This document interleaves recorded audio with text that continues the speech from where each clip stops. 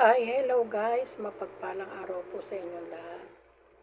Narito po ako sa Saudi, 67 years old na po ako.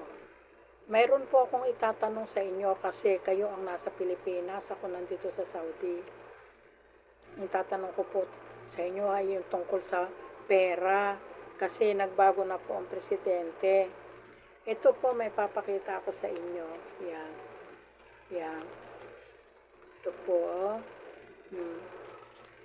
Yan. Ito po, yan. Oh.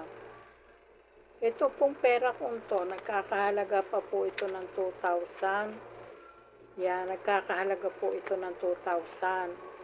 2,000 pesos po. Ito pong isa, 500 po ito oh. 500. Itong mga iba po, puro 100 lang po ito. Yan. Puro 100 lang po yan. Ang itatanong ko po sa inyo, kaya ko po ito ipinakita, hindi upang ipagyaban, dahil pesos lang naman ito, hindi ito dollar.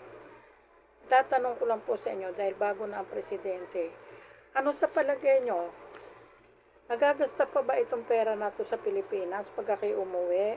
Yan. Nagagasta pa ba?